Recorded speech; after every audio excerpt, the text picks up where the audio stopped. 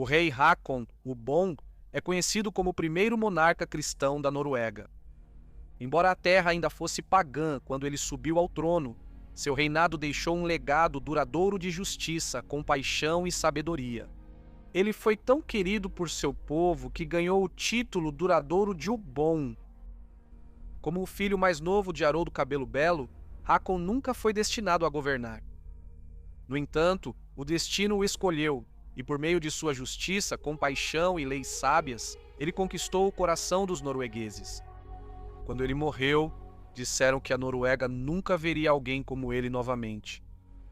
Esta é a história dele. Håkon nasceu no ano de 920, o filho mais novo de Haraldo Cabelo Belo, o primeiro rei de uma Noruega unificada. Notavelmente, Harald o gerou aos 70 anos de idade, sendo sua mãe Thora Modstertong, uma mulher famosa por sua beleza e porte robusto.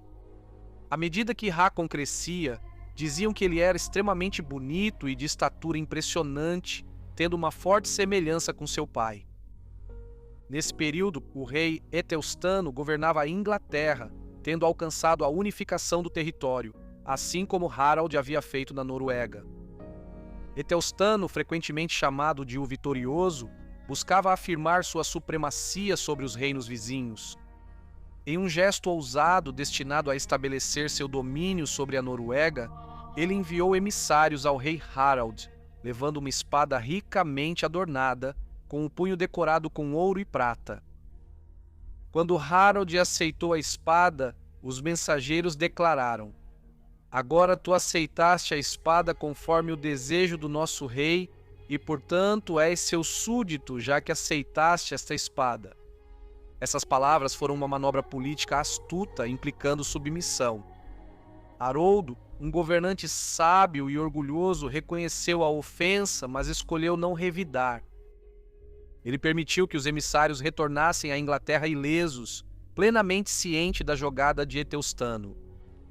Haroldo, sempre prudente, começou a se preocupar com o futuro de seu filho mais novo. Com muitos filhos mais velhos já adultos e sedentos por poder, a posição de Håkon na Noruega era precária. Para protegê-lo e talvez transformar a jogada de Etelstan a seu favor, Haroldo elaborou um plano engenhoso. Ele enviou o jovem Håkon escoltado por guerreiros para a corte de Etelstan na Inglaterra. Quando chegaram, os homens de Haroldo ousadamente se aproximaram do rei inglês e colocaram o menino no colo de Etelstan. Por esse ato, Etelstan foi obrigado a se tornar o pai de criação do menino. Embora relutante, Etelstan concordou. Quando a notícia chegou a Harald, ele ficou muito satisfeito, pois era amplamente aceito que criar o filho de outro homem colocava alguém em uma posição de menor prestígio. Nesse sutil jogo de honra e orgulho, cada rei buscou provar ser o maior, mas nenhum diminuiu o outro. Cada um permaneceu soberano e estimado em sua própria terra até sua morte. Assim, Håkon cresceu na corte real de Etelstano, o primeiro verdadeiro rei da Inglaterra e talvez um dos seus maiores. Lá, o jovem príncipe norueguês foi batizado e criado na fé cristã. Ele se tornou um homem admirado por todos, nobre de caráter, cortês nos modos e profundamente devoto. Ele era talentoso na poesia como um escaldo e conhecido por sua força imensa, beleza radiante e intelecto aguçado. Seu discurso era eloquente, sua sabedoria evidente e sua postura era de um rei. Quando o rei Haroldo da Noruega chegou aos 80 anos, seu corpo já estava pesado pela idade, e ele não conseguia mais viajar por todo o seu reino, nem atender aos encargos da realeza. Reconhecendo que seu tempo estava chegando ao fim, ele chamou seu filho Érico ao trono e lhe concedeu o governo e a administração do reino. Agradeço a Venice IA por patrocinar o vídeo de hoje. Demoramos muito para entender o que as redes sociais faziam com nossos dados na última década. Será que estamos prestes a repetir esse erro com a IA? A Venice IA é diferente. Ela não rastreia você, não espiona sua atividade e não censura suas conversas. Suas mensagens são criptografadas e o histórico permanece só no seu navegador. A IA pode ser muito poderosa, mas isso não deve significar perder sua privacidade. Com o plano Pro do VNC IA, você tem acesso completo à plataforma, incluindo recursos como upload de PDFs para resumos e insights rápidos. A capacidade de desativar o modo seguro para geração irrestrita de imagens, prompts de sistema personalizáveis para moldar a personalidade da sua IA, entrada de texto ilimitada e limites generosos para imagens. Se você quer explorar IA sem comprometer sua privacidade, use meu link venice.ai/History Profiles e insira o código History Profiles para ganhar 20% de desconto no plano Pro. É uma IA privada e sem censura, do seu jeito. Não se esqueça de clicar no link na descrição abaixo. No ano de 933, o rei Harald Cabelo Belo partiu deste mundo, e com sua morte a verdadeira luta pela Noruega começou. Os muitos filhos de Harald, cada um com sua própria ambição, agora disputavam o domínio sobre sua parte das terras e suas riquezas. Embora Erik fosse reconhecido como o rei supremo acima de todos os seus irmãos, ele estava longe de estar satisfeito, pois a rivalidade fervilhava entre eles. Alguns deles iriam para a guerra, e no ano seguinte, de 934, 2 dos irmãos de Erik, Sigfrid e Olaf, caíram em batalha, seus nomes para sempre perdidos no silêncio de um campo sem nome. Eles morreram pelas mãos de Erik, e pelo sangue derramado ele ficou conhecido como Machado Sangrento. Erik Machado Sangrento era um homem de presença imponente, forte, de ombros largos e impressionantemente bonito. Ele era aclamado como um guerreiro destemido e um comandante afortunado em batalha. No entanto, suas virtudes terminavam no campo de batalha, pois por natureza ele era sombrio, de poucas palavras e de temperamento duro. Ele inspirava mais medo do que lealdade.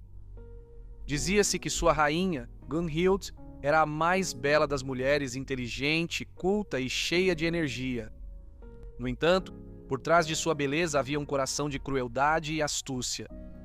Enganadora e implacável, ela era amplamente vista com desconfiança e temida.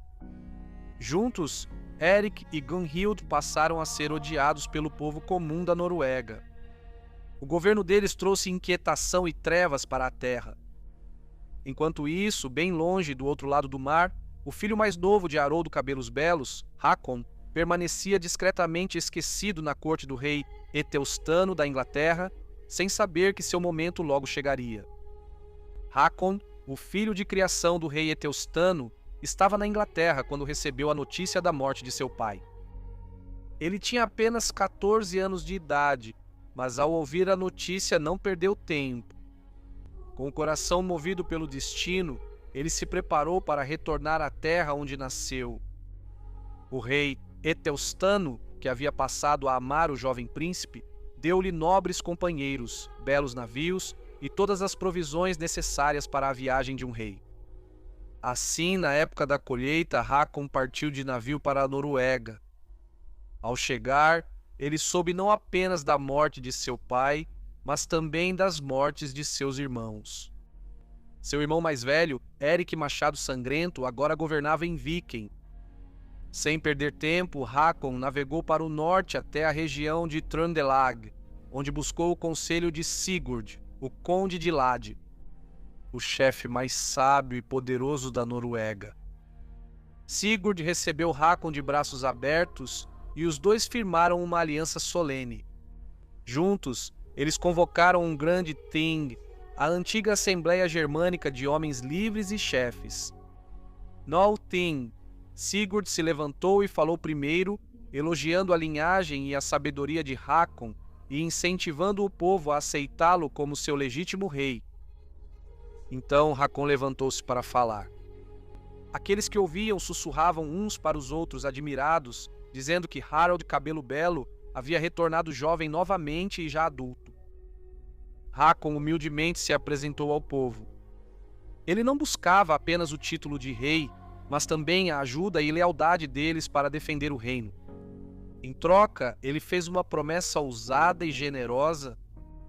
Ele ofereceu restaurar a cada homem os antigos direitos udal sobre suas terras, direitos que haviam sido tirados por seu pai. Sob essa lei, cada homem seria o verdadeiro e livre proprietário da terra que cultivava, não devendo fidelidade a nenhum senhor. A resposta foi estrondosa. O povo irrompeu em aplausos, saudando Hákon como seu rei.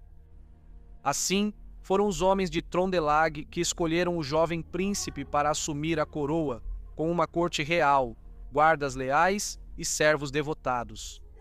Sua jornada começou pela terra. A notícia de sua ascensão se espalhou rapidamente, passada de boca em boca como fogo em capim seco.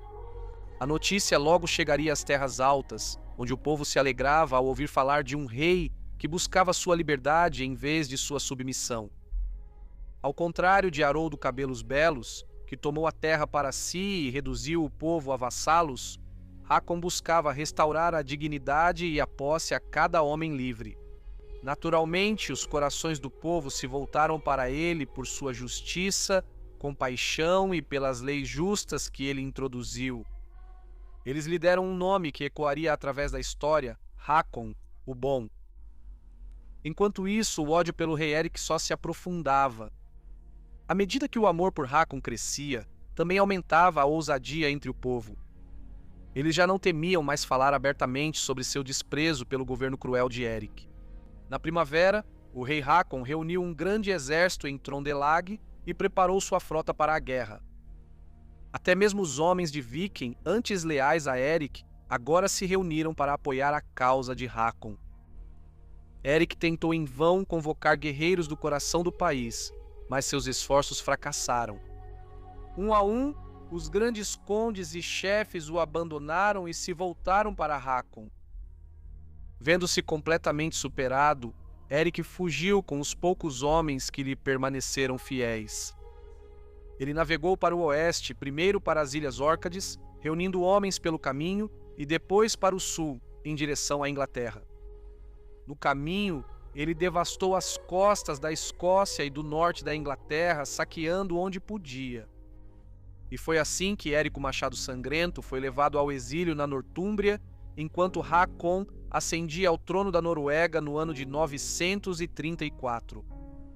Um garoto de apenas 14 anos, já um rei em todos os sentidos da palavra. De acordo com Heimskringla, o rei Eteustano da Inglaterra, lembrando-se de sua amizade com o rei Haroldo Cabelo Belo, fez uma oferta generosa a Érico, o filho exilado de Haroldo.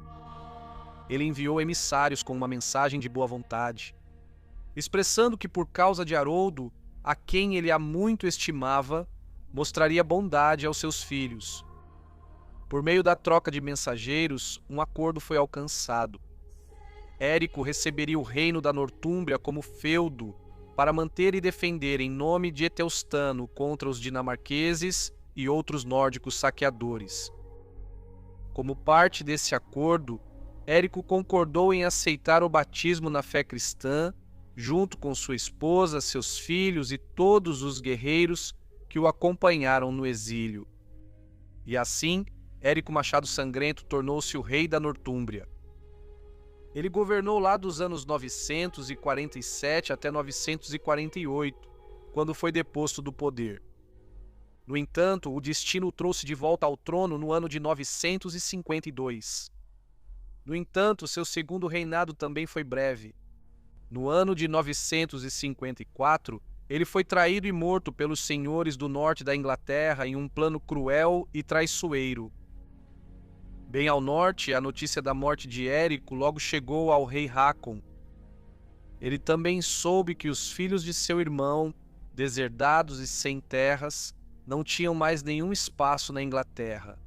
Por um tempo, esses filhos passaram a saquear as costas da Escócia, tomando os impostos e tesouros que seu pai havia reunido quando era rei da Nortúmbria. Mas logo seu olhar se voltou para além mar, ao norte, para a Noruega, sua terra ancestral.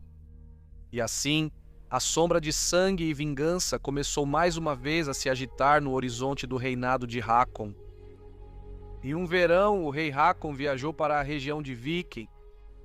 Nos tempos da era Viking, Viking se referia ao grande estreito que ficava entre a Noruega, a costa noroeste da Suécia e a península da Jutlândia na Dinamarca. Esse ponto estratégico, agora parte do sudeste da Noruega, era então considerado o posto avançado mais ao norte do domínio dinamarquês. Naqueles tempos conturbados, invasores dinamarqueses frequentemente desciam sobre Viking, deixando devastação por onde passavam. Mas quando se espalhou a notícia de que o rei Hakon havia chegado com um poderoso exército, os dinamarqueses se retiraram às pressas. Alguns fugiram para o sul, para Halland, enquanto aqueles mais próximos das forças do rei fizeram-se ao mar, recuando pelas águas até Jutlândia. Quando Hakon soube da fuga deles, ele não hesitou. Com todo o seu exército, ele navegou atrás deles, cruzando para as terras dinamarquesas. Ao chegar a Jutlândia, ele desencadeou sua fúria, saqueando a zona rural ao redor. Alarmados com a invasão, os fazendeiros e homens livres dinamarqueses se reuniram em grande número, determinados a defender sua terra natal, e uma grande batalha se seguiu. No auge da luta, o rei Hakon demonstrou uma coragem incomparável. Deixando de lado tanto o elmo quanto a cota de malha, ele marchou corajosamente à frente de seu estandarte, liderando seus homens na batalha com uma determinação destemida. A vitória foi dele, o inimigo debandou e fugiu. Esta foi a primeira vitória de Hakon na guerra. Assim cantou o escaldo Guttorm Sindri, em louvor ao valor e triunfo de Hakon. Sulcando o mar azul profundo com remos, o rei persegue até as costas da Jutlândia. Eles se encontraram e na tempestade da batalha, de escudos se chocando, muitos caem. De guerreiros divinos no campo, muitos caem, corpos abatidos por Hakon, abatidos, saciaram os corvos que, de longe sentindo o banquete da guerra, vieram em bandos negros para as planícies da Jutlândia beber o vinho de sangue das veias. Quando o rei Hakon retornou à Noruega, ele já era um cristão devoto, tendo abraçado a fé durante sua criação na corte inglesa do rei Etelstano. Mas logo ele percebeu que sua terra natal permanecia mergulhada nos antigos costumes, repleta de rituais pagãos e sacrifícios ancestrais. Sabendo que tanto a lealdade dos grandes chefes quanto o afeto do povo comum eram essenciais para garantir o reino, Hakon decidiu manter sua devoção cristã como um assunto privado por um tempo.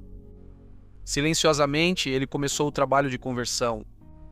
Primeiro, ele tentou conquistar os que estavam mais próximos, amigos e homens de confiança.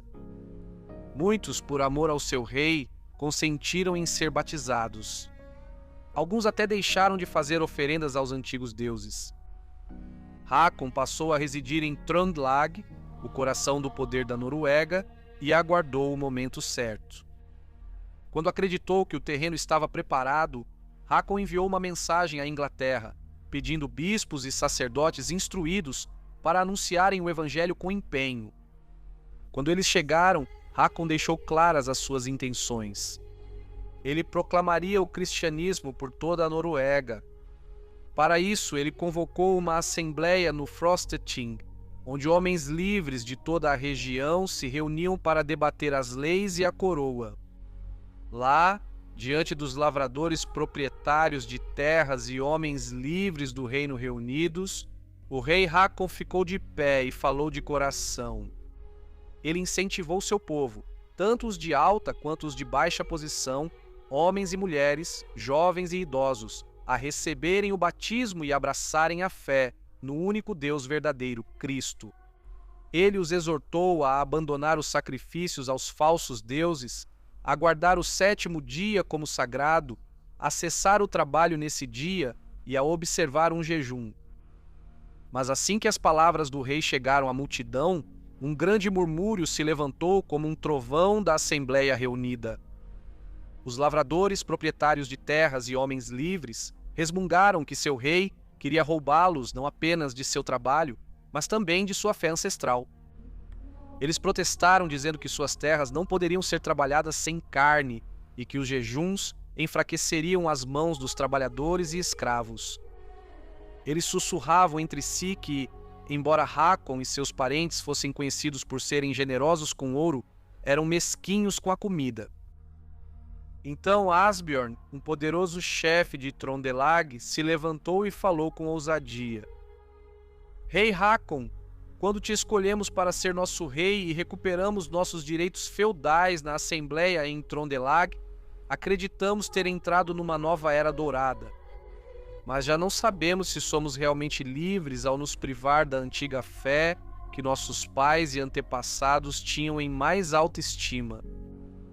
Aqueles homens poderosos não eram menos corajosos do que nós, e seus deuses os serviram bem. Nós te estimamos e permitimos que governasses e fizesses leis para toda a terra, e ainda te seguiremos e chamaremos de nosso rei, enquanto um único homem livre ainda respirar nesta assembleia. Mas deves mostrar alguma moderação, exigir apenas o que podemos e obedecer de boa fé. Mas se quiseres nos impor isso à força, então saiba disto. Resolvemos te afastar e encontrar outro chefe que nos governe de acordo com nossos costumes e consciência. Então agora, rei Hakon, deves escolher entre esses caminhos antes que esta assembleia termine. A multidão rugiu em aprovação. As palavras de Asbjorn eram como as deles, e o povo jurou defendê-las até o fim. Quando o silêncio retornou, o conde Sigurd Laid se levantou e se dirigiu à assembleia. É a vontade do rei, disse ele, ceder aos homens livres e nunca romper o vínculo de amizade entre governante e povo. Os homens livres responderam que era seu desejo que o rei oferecesse um sacrifício pela paz e por um bom ano, como seu pai, Harald Cabelos Belos, faria. No entanto, Hakon recusou para a decepção de seu povo. Mais tarde, o conde Sigurd procurou Hakon em particular e o aconselhou. Seria imprudente, meu senhor, desafiar a vontade do povo. Deixe assim por enquanto. Ainda podemos achar uma saída mais sábia. E o rei, embora entristecido, concordou em esperar o momento certo. Nas cerimônias pagãs que se seguiram, Hakon comparecia por obrigação, mas nunca participava dos rituais sagrados. O mais notável é que ele se recusava a comer carne de cavalo, o sinal mais claro de devoção aos deuses antigos. Isso provocou a ira de alguns dos condes que chegaram a ameaçá-lo com violência caso ele não fizesse um sacrifício. Ainda assim, durante tudo isso, o conde Sigurd permaneceu como escudo e mediador de Hakon, ficando entre o rei cristão e a fúria dos senhores pagãos. E assim, nessa paz frágil entre as crenças, foram plantadas as sementes do futuro da Noruega. Os filhos do rei Erik haviam retornado da Dinamarca e desceram sobre a região de Viken, devastando a terra e saqueando por toda a parte. A chegada deles provocou inquietação em todo o reino, e assim o rei Hakon, resoluto e inabalável, reuniu suas forças para enfrentar seus sobrinhos em batalha aberta. Entre eles estava Guttorm, o filho mais velho de Erik, que ostentava o título de rei e liderava seus homens com orgulho. No campo, sob estandartes tremulantes e o rugido do aço, as duas forças se chocaram. No auge da batalha, o rei Hakon encontrou Guttorm frente a frente e um duelo feroz e decisivo se seguiu.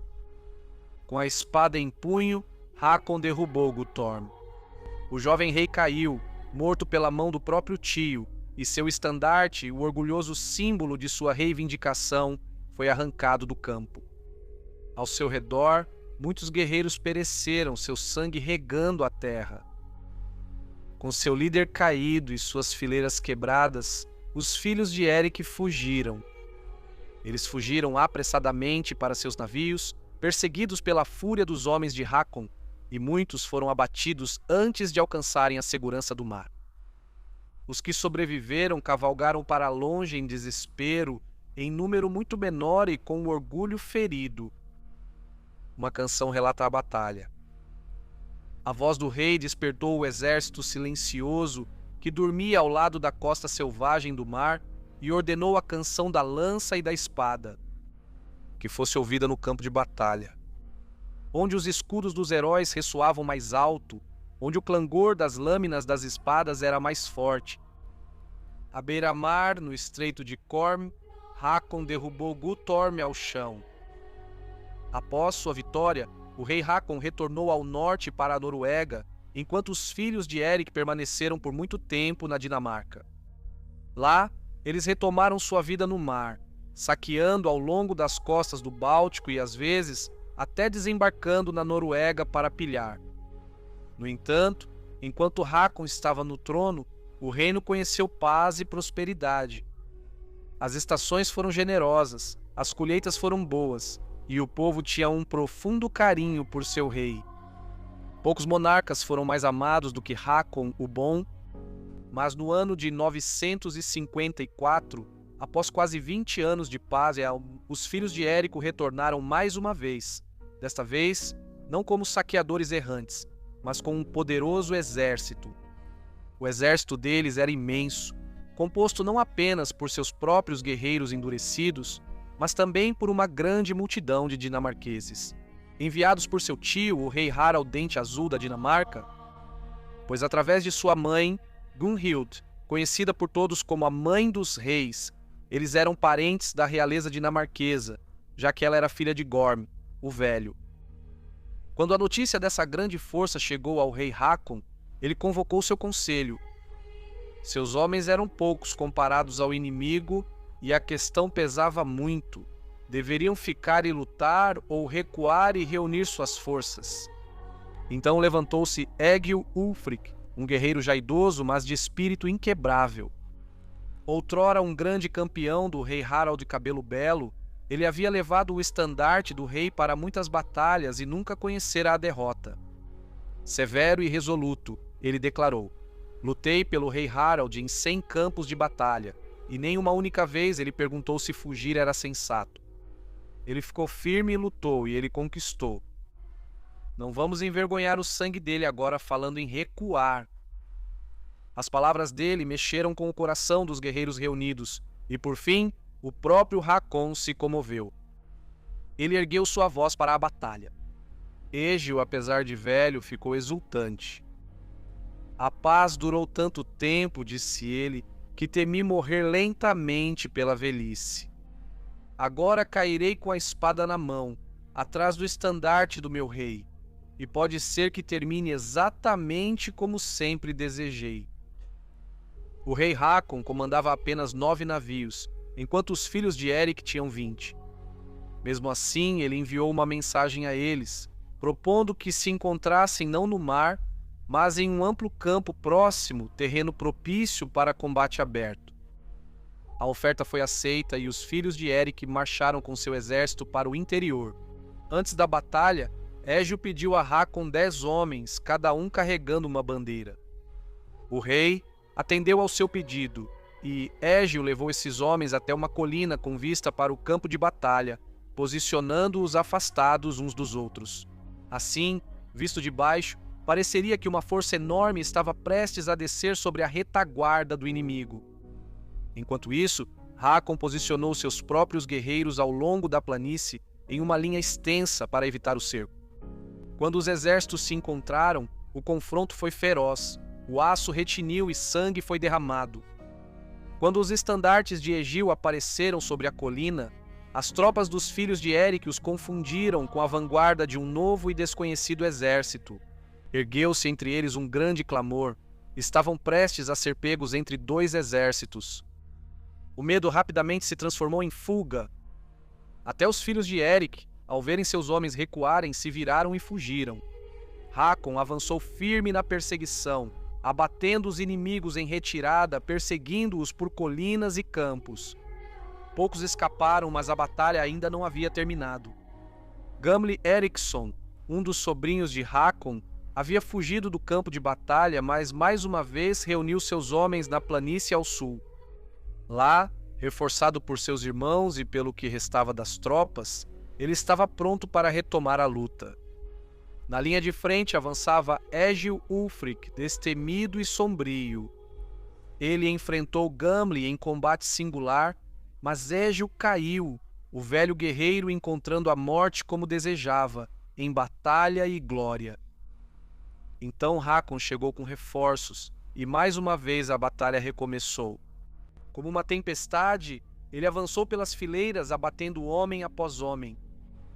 Por fim, os filhos de Eric perceberam que sua causa estava perdida.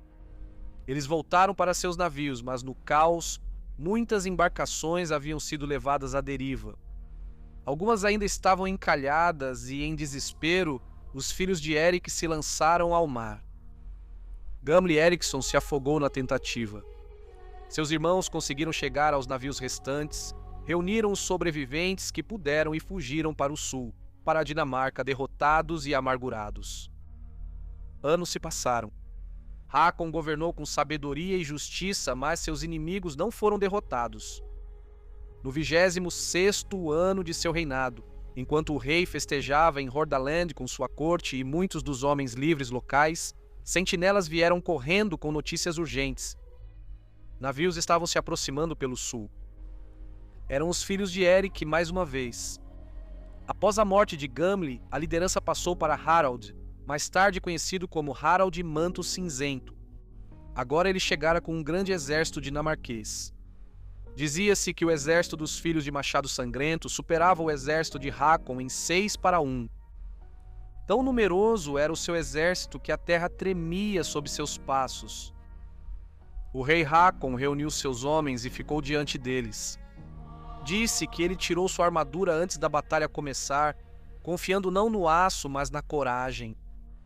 Os exércitos se enfrentaram em meio à fúria. Lanças voaram, lâminas se chocaram e a neve ficou manchada de vermelho com o sangue dos que caíram. Esta canção foi composta sobre a bravura de Hákon. Os couraças de aço, as cotas de malha de ferro entrelaçado, voam como água diante do golpe da espada de Hákon, o rei campeão. O rei Hákon avançou com tanta força e fúria que nenhum homem pôde ficar diante dele. Como uma tempestade, ele varreu as fileiras, e os guerreiros dos filhos de Eric vacilaram e então se debandaram.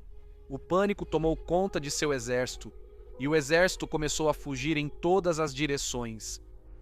Hákon, sempre à frente de seus homens, perseguiu sem hesitar, abatendo os que fugiam com golpes poderosos. Mas no caos da batalha, enquanto ele avançava profundamente no coração do inimigo em retirada, uma única flecha voou rápida e silenciosa pelo ar, atingindo o rei abaixo do ombro e se alojando profundamente nos músculos de seu braço. Quando o rei Hákon retornou ao seu navio, seu ferimento foi rapidamente enfaixado, mas o sangue continuava a fluir da ferida profunda e nenhum esforço conseguia estancar o sangramento. À medida que o sol se punha no horizonte e dava lugar ao crepúsculo, a força esvaía-se de seus membros. Enfraquecido e pálido, o rei chamou seus companheiros mais próximos para junto de si e falou com calma e determinação sobre o destino do reino que tanto amava. Sem filhos homens, apenas uma filha, Hákon confiou o reino não ao seu próprio sangue, mas aos filhos de Eric, seus antigos inimigos. Ele ordenou aos seus homens que enviassem uma mensagem a eles, dizendo que deveriam governar a Noruega em seu lugar. No entanto, ele pediu apenas uma coisa em troca: que eles honrassem seus amigos leais e os tratassem com dignidade. E se pela vontade de Deus, disse ele, eu puder viver, deixarei esta terra e seguirei para um reino cristão, onde expiarei todos os males que cometi diante do Senhor. Mas se a morte me levar aqui em terras pagãs, então me sepultem como acharem melhor.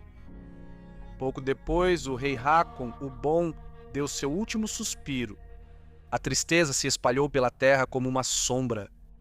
Amigos e inimigos lamentaram sua morte, pois nunca se vira um rei assim na Noruega e talvez nunca mais se veria. Seu corpo foi colocado em um grande monte funerário, vestido com suas melhores roupas e armadura completa, como era o costume antigo. Embora tivesse abraçado a fé cristã, Hákon nunca procurou destruir os antigos costumes. Ele poupou os templos de Odin e respeitou as crenças de seu povo. E assim, em sua morte, eles o honraram como faziam com seus antepassados. Em seu túmulo, eles pronunciaram as palavras antigas e lhe desejaram uma passagem segura para Valhalla, o Salão dos Bravos. Um escaldo compôs um poema em sua homenagem para levar seu nome através das eras e guiar sua alma para os salões dos deuses. No Salão de Odin, um lugar vazio espera por um rei da linhagem de Yngvi. Vão, minhas valquírias, disse Odin, vão adiante, meus anjos dos mortos. Gondul e Skogur vão ao campo encharcado pela chuva sangrenta da batalha, e digam ao moribundo Hakon, aqui em Valhalla ele irá morar. Gostaria de agradecer imensamente a todos os meus membros. A contribuição de vocês é valiosa para a continuidade do canal e eu aprecio todos vocês imensamente. Um agradecimento especial ao John Sites. Espero que tenham gostado do vídeo. Se gostou, curta, inscreva-se, compartilhe e até a próxima semana com mais um perfil histórico.